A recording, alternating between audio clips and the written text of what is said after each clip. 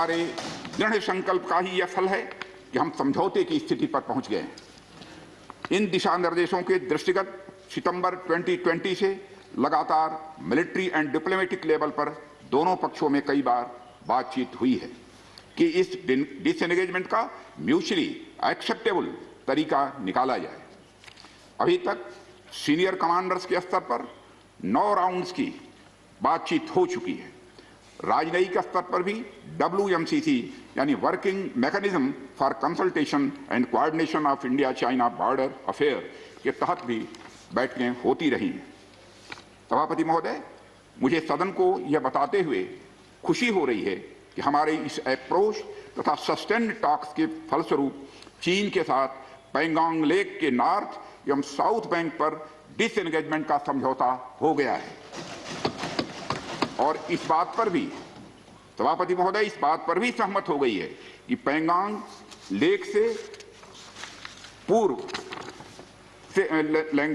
Pangong lake से पूर्ण disengagement के 48 आवर्स के अंदर सीनियर कमांडर स्तर की बातचीत हो तथा बाकी बचे हुए मुद्दों पर भी हल निकाला जाए। सभापति महोदय, पैंगोंग लेक एरिया में चीन के साथ डिसएंगेजमेंट का जो समझौता हुआ है उसके अनुसार दोनों पक्ष फॉरवर्ड डिप्लॉयमेंट को phased, coordinated and verified manner में हटाएंगे। चीन अपनी सेना की टुकड़ियों को नॉर्थ बैंक में फिंगर 8 के पूरब की दिशा की तरफ रखेगा और इसी तरह भारत भी अपनी सेना की टुकड़ियों को फिंगर 3 के पास अपने permanent base Dhan Singh Thapa post पर रखेगा।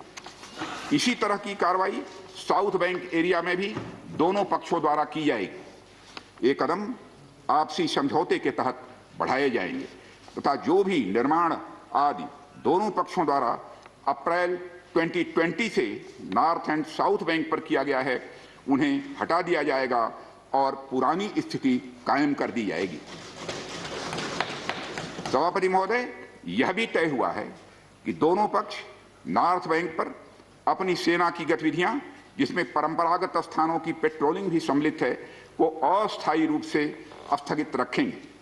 पेट्रोलिंग तभी शुरू की जाएगी जब सेना एवं राजनयिक स्तर पर यानी डिप्लोमेटिक लेवल पर आगे बातचीत करके समझौता बनेगा।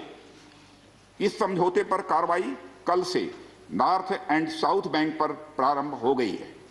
यह उम्मीद है इसके द्वारा पिछले साल के गतिरोध से पहले जैसी स्थिति बहाल हो जाएगी। सभापति महोदय, मैं इस सदन को आश्वस्त करना चाहता हूं कि इस बातचीत में हमने कुछ भी खोया नहीं है। सभापति महोदय, सदन को यह भी जानकारी देना चाहता हूं अभी भी यलेची पर डिप्लॉयमेंट तथा पेट्रोलिंग के बारे में कुछ आउटस्टैंडिंग इश्यूज बचे हुए हैं। इन पर हमारा ध्यान आगे की बातचीत में रहेगा। दोनों पक्ष इस बात पर सहमत हैं कि बाइलेटरल एग्रीमेंट्स तथा प्रोटोकॉल के तहत पूर्ण डिसएंगेजमेंट जल्द से जल्द कर लिया जाए। अब तक की बातचीत के बाद चीन भी देश की संप्रभुता की रक्षा के हमारे संकल्प से पूरी तरह और अच्छी तरह अवगत है।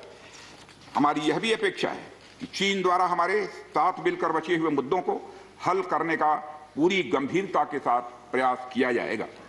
सभापति महोदय, मैं इस सदन से आग्रह करना चाहता हूं कि मेरे साथ संपूर्ण सदन हमारी आर्म्ड फोर्सेस की इस विषम एवं भीषण परिस्थिति की भीषण बर्फबारी